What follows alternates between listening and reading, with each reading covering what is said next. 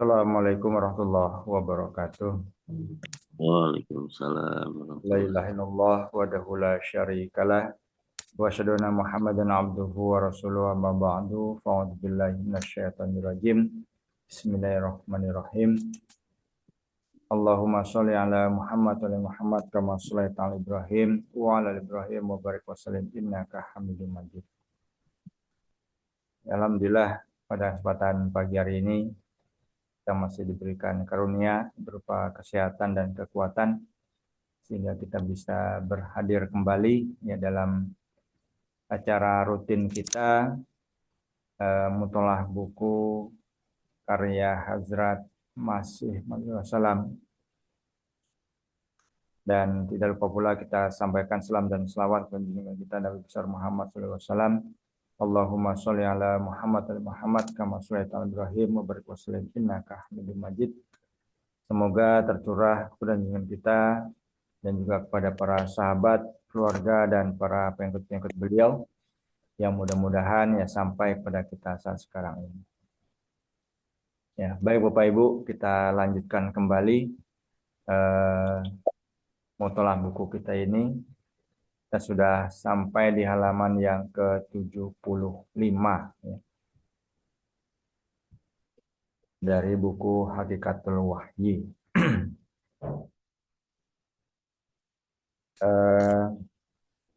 Alinea yang terakhir seperti yang sudah tampil di layar Bapak Ibu sekalian di sini, beliau menyampaikan ya ringkasnya maksud dan tujuan ia melakukan pengorbanan diri pun tidak dapat tercapai. Ya kan kemarin berkenaan dengan Nabi Isa berdoa ya, Eli Eli lama sabaktani. Ya beliau berdoa sambil menangis ya kepada Tuhan. Kalaupun dia Tuhan kan ya tidak harus seperti itu berdoanya kan itu. Nah ini jadi maksud pengorbanan yang beliau lakukan itu tidak akan tercapai. Ini ada footnote nomor 2. Sungguh sayang ya beberapa firqah atau golongan kaum muslimin pada abad ketiga sudah berpegang pada pendapat yang menyatakan Hazrat Isa SAW selamat dari salib dan naik ke langit dalam keadaan hidup dan sampai saat ini tetap berada di sana dengan jasad kasarnya dan tidak mengalami kematian. Nah, jadi pada beberapa firqah Islam sini mulai abad yang ketiga ya sini beliau sampaikan yang menyatakan bahwa Isa itu selamat dari salib, naik ke langit ya, dengan jasad kasarnya dan terus hidup gitu ya. Nah, dengan demikian orang-orang muslim yang kurang ilmu ya telah banyak membantu agama Kristen. Jadi dengan mengatakan Nabi Isa selamat dari salib kemudian naik ke langit ya, hidup di sana ya, itu membantu ya, doktrin orang-orang Kristen sebenarnya kan. Ya, mereka mengatakan tidak ada keterangan yang menyebutkan perihal kematian Hazrat Isa SAW di dalam Al-Quran sedikit pun. Ya. Padahal Al-Quran menyebutkan tentang kewafatan beliau itu pada beberapa tempat dengan sangat jelas. Ya, contohnya ayat falamma tawafaitani. Ya. Tatkala engkau telah mewafatkan aku. Ya. Itu Quran Surah Al-Maidah ayat yang ke-118. Menjadi dalil kewafatannya dengan sangat jelas. Jadi orang yang kurang ilmu kata beliau di sini tadi mengatakan bahwa dalam Al-Quran tidak ada menyebut sedikit pun ya tentang kematian Isa. Ya, padahal di dalam Al-Quran sudah jelas tadi. Ya.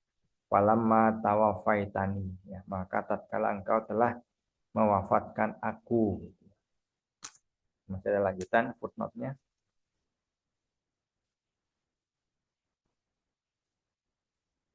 dengan disebutkannya nafi salib, ya. Jadi wama sholabuhu dan rofa'a dan rofa'isa, ya.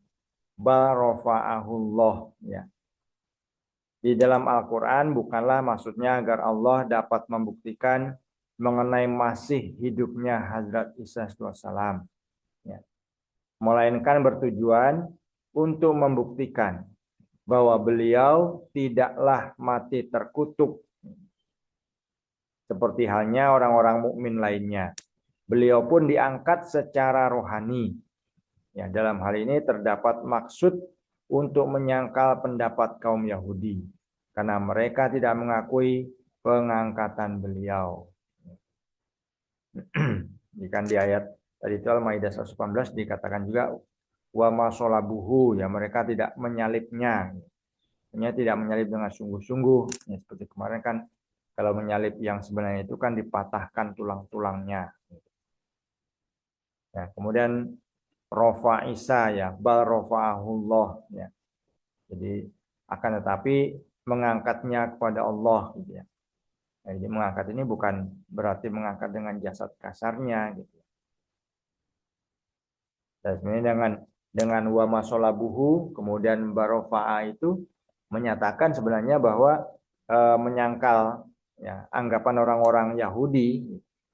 Ya kan orang Yahudi itu orang yang mati di tiang salib adalah terkutuk. Jadi untuk menyelamatkan Hazrat Isa lah, ya Allah Ta'ala menyatakan wa masolabuhu, gitu ya. Jadi tidak mati di atas salib kemudian diangkat, ya derajatnya rohaninya, gitu. Bukan badan kasarnya yang diangkat oleh Allah Subhanahu wa Ta'ala.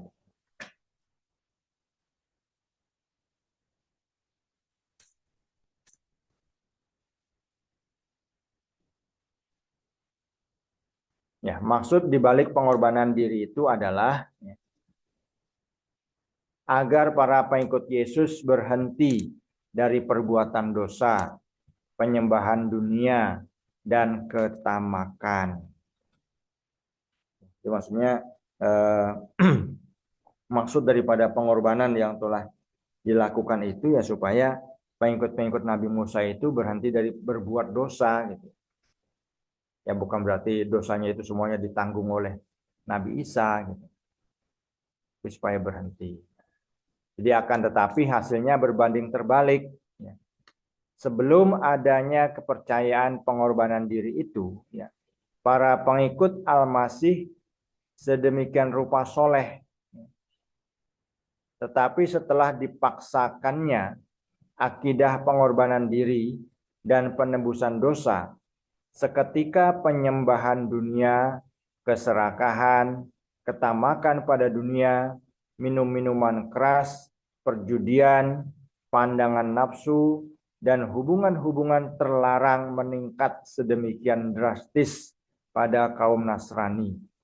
Layaknya sebuah bendungan pada sungai yang bergelombang besar dan airnya sangat deras yang tiba-tiba jebol, ya sehingga menyapu bersih seluruh pemukiman dan areal yang ada di sekitarnya.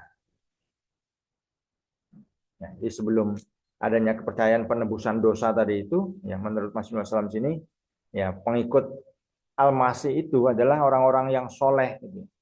Orang-orang yang menjaga diri, tidak berbuat dosa dan seterusnya. Nah, tetapi setelah ada kepercayaan, ya penebusan dosa, ya, ya seketika itu juga, ya penyembahan dunia, keserakahan tadi yang Masih Wasallam sampaikan, ya minum-minuman keras dan sebagainya itu meningkat drastis, ya. Karena percaya bahwa dosanya itu sudah ditebus, ya. Perbuatan akibat perbuatan dosanya itu sudah ditebus oleh Yesus, ya. Sehingga mereka meyakini, ya, sudah ditebus dosanya, hanya dengan disalibnya Al-Masih itu adalah menebus dosa, gitu. Nah, jadi mereka sudah tidak takut lagi untuk berbuat dosa karena sudah ditebus, gitu. Nah, jadi layaknya tadi itu oleh beliau digambarkan seperti hanya sungai atau bendungan, gitu kan ya, yang airnya banyak sekali, ya, kemudian jebol, gitu kan. Ya, jadi menyapu bersih, ya, segalanya yang ada di situ.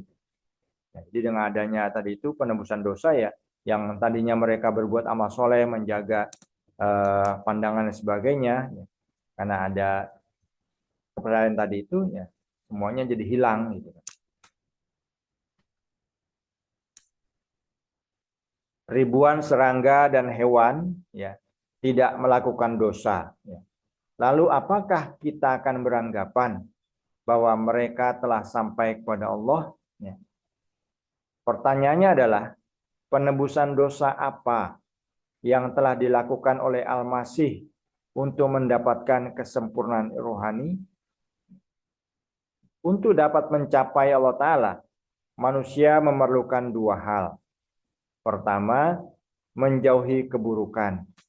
Dan yang kedua, melaksanakan amal-amal soleh. Adapun hanya semata-mata meninggalkan keburukan, bukanlah sebuah kehebatan. Ya, jadi ya penebusan dosa seperti apa yang telah dilakukan oleh Al-Masih kan itu. Ya, padahal sini untuk mencapai Allah Ta'ala ya, untuk dekat kepada Allah Ta'ala itu ya, supaya manusia itu diampuni dosa-dosanya gitu kan. Yang pertama itu menjauhi keburukan gitu. Bukan malah beramai-ramai melakukan keburukan. Dan yang kedua melaksanakan amal soleh. Jadi dua itulah yang bisa mendekatkan manusia kepada Allah Ta'ala ya. Jadi menjauhi keburukan dan melaksanakan amal-amal soleh.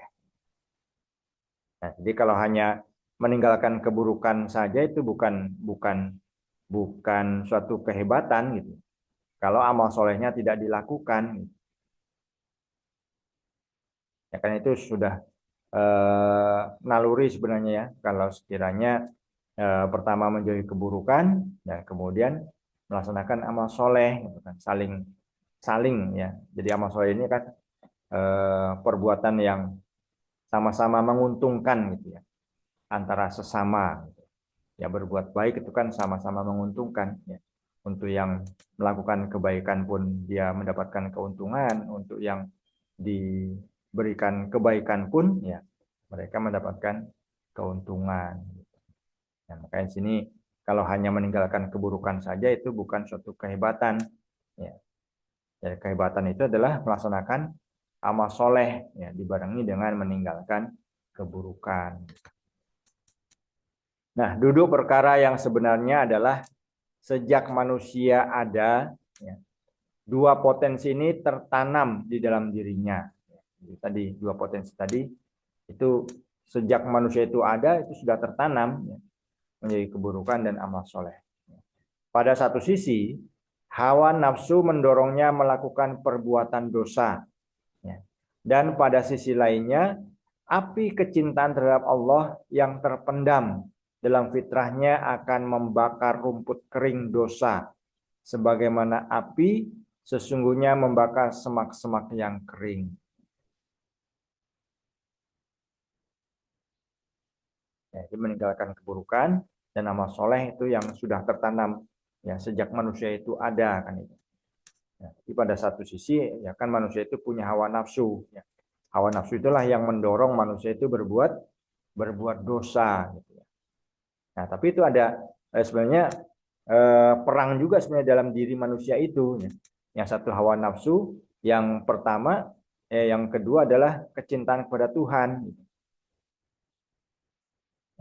Jadi antara hawa nafsu dan cinta kepada Tuhan itu perang dia di sana. Yang pertama hawa nafsunya ingin supaya berbuat dosa, ya cinta kepada Tuhan ya untuk menghindarkan manusia dari dosa gitu. Dan kan di sini kecintaan ini kepada Tuhan ini ya walaupun dia sedikit gitu kan, ya, seperti hanya api yang membakar rumput kering. Kan api ini kan kecil ya, tapi kalau sudah dia membakar kan bisa menjadi besar, ya. Bisa habis itu semak-semak yang kering itu bisa habis. Ya, biasanya musim kemarau sekarang ini kan ya, ya kalau maunya di kayak di Kalimantan itu kan, Sulawesi kan suka ada kebakaran itu katanya dari puntung rokok ya, Puntung rokok kan tidak ada apa namanya, hanya bara kecil saja sebenarnya kan. Kalau sudah membakar rumput yang kering kan bisa menjadi besar, bahkan susah akan dipadamkan gitu. Jadi seperti juga sebenarnya api kecintaan itu kan.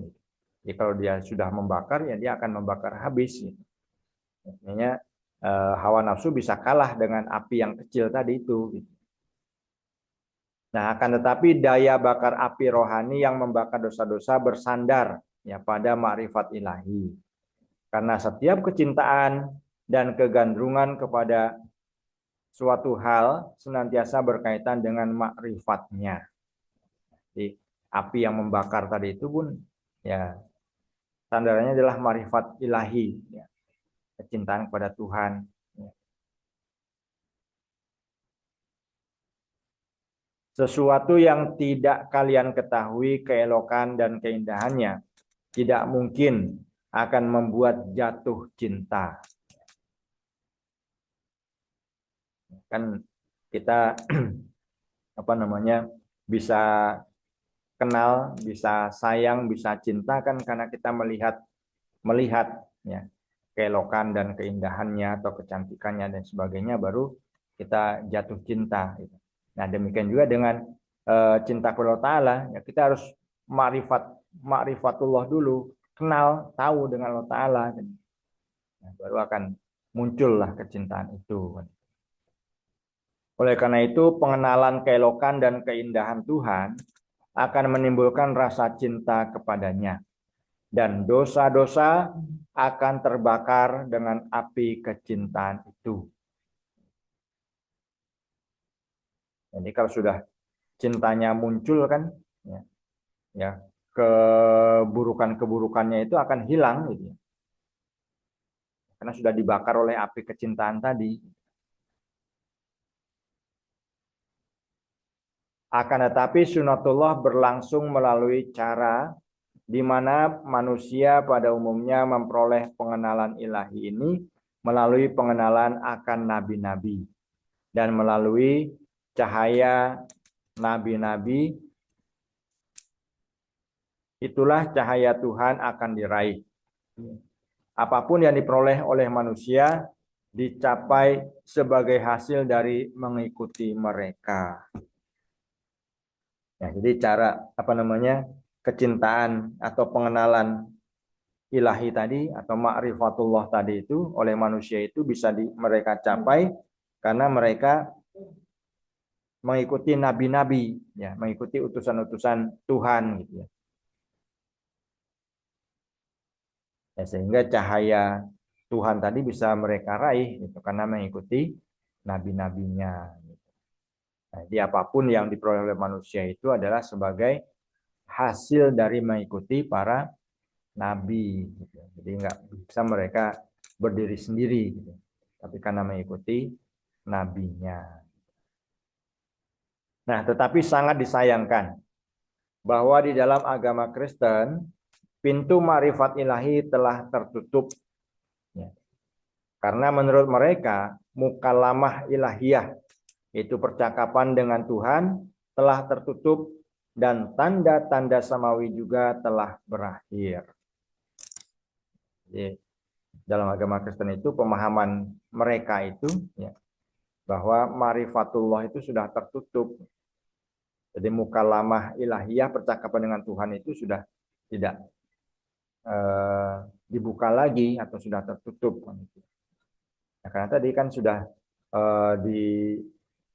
dihandle semuanya oleh Al-Masih gitu ya.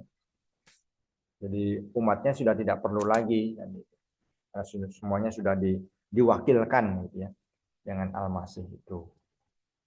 Nah, berdasarkan hal itu, menurut mereka, dari manakah akan muncul makrifat-makrifat baru? Ya. Telanlah sendiri kisah-kisah itu. Apalah yang dapat diperbuat oleh orang yang berakal sehubungan dengan agama seperti itu, di mana Tuhan saja begitu lemah dan tak berdayanya, serta keseluruhan landasannya adalah kisah-kisah dan dongeng belaka.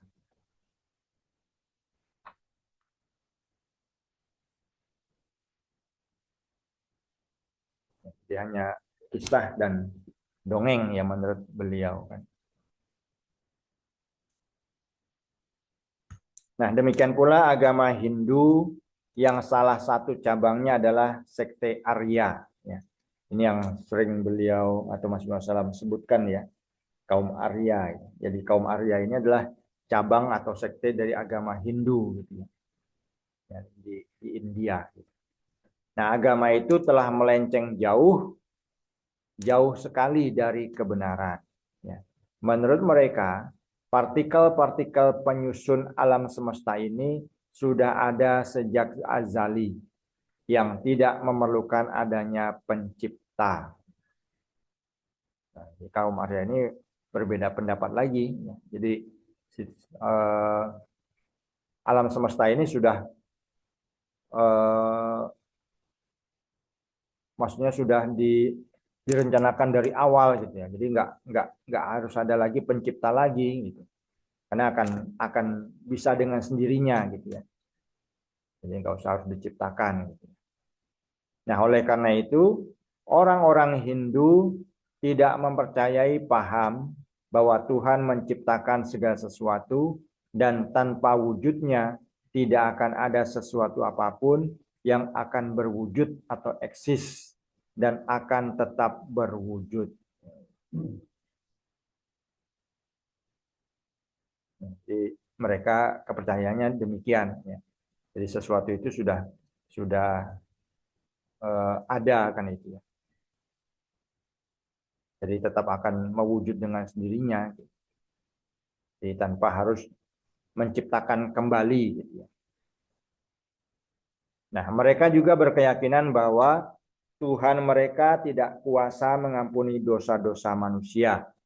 Ya seakan-akan keadaan akhlaknya lebih rendah dibandingkan dengan akhlak manusia. Nah, jadi menurut mereka juga bahwa Tuhan, menurut kepercayaan mereka itu tidak bisa mengampuni dosa gitu. Ya kan seperti hanya reinkarnasi gitu kan ya kalau kepercayaan mereka itu orang-orang Hindu itu.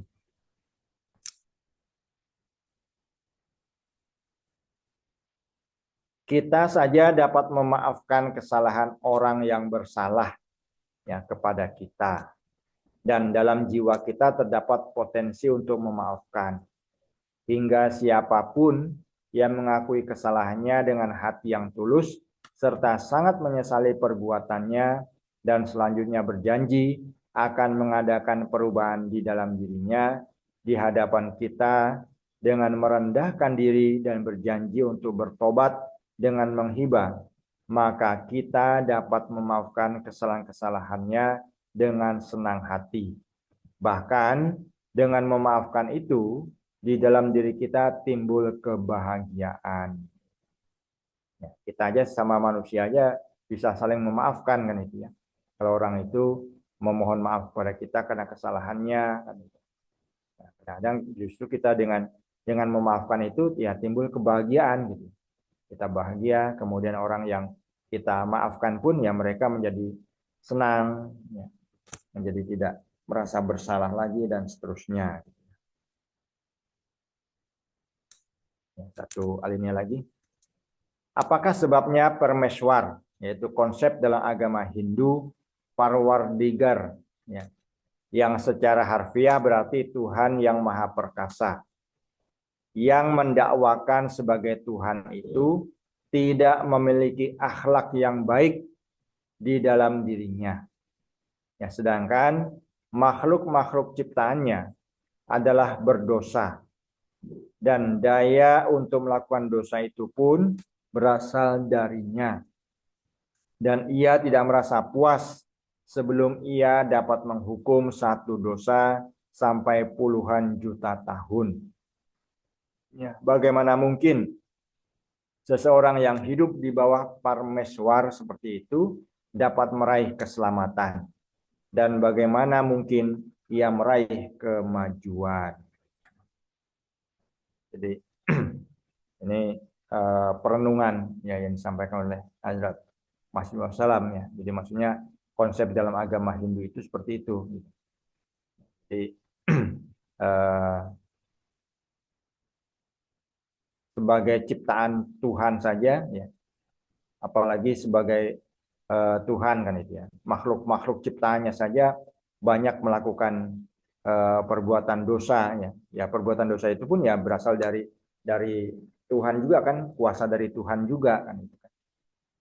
Jadi bagaimana mungkin ya Tuhan itu ya menurut pendapat mereka ya tidak bisa mengampuni ya atau juga menghukum ya dosa-dosa orang-orang yang umat-umatnya yang telah melakukan perbuatan dosa itu kan.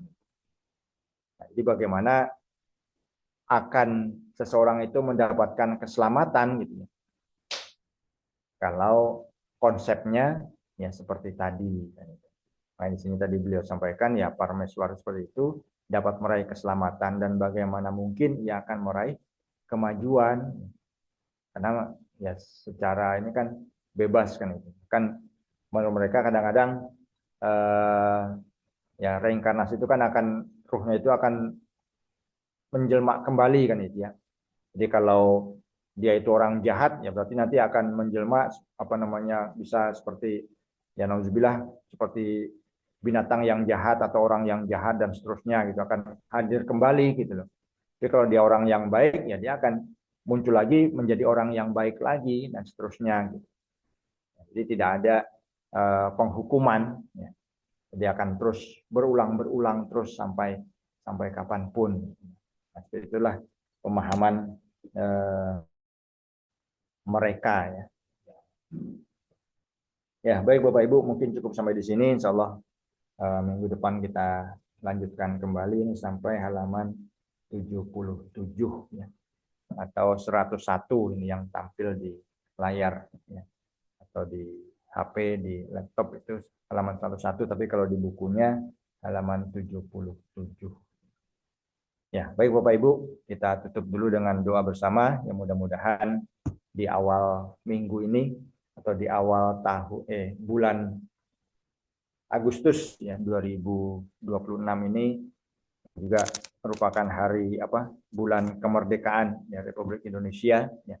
Kita banyak-banyak berdoa mudah-mudahan ya Allah taala memberikan kemampuan ya kepada kita untuk banyak bersyukur ya. Dan kita juga harus banyak mendoakan juga untuk para pemimpin bangsa kita ya. Mudah-mudahan dengan perayaan yang berapa ini? 81 ya.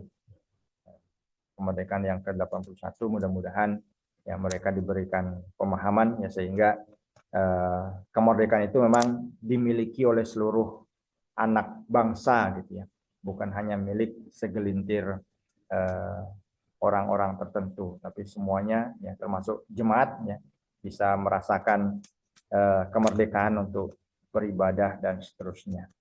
Dan di dalam pula kita doakan untuk saudara kita yang sedang sakit, yang mudah-mudahan mereka diberikan kesembuhan yang sempurna dan kita semuanya diberikan perlindungan yang khas oleh Allah Subhanahu wa taala. Doa dimulai. A'udzubillahi minasyaitonir rajim.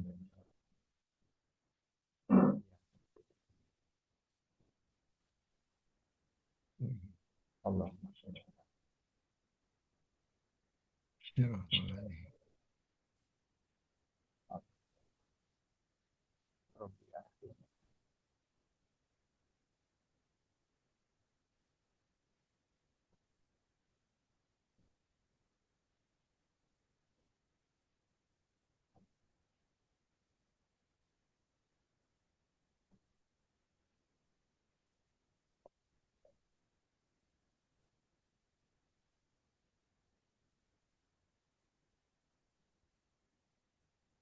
Rabbana atina fid dunya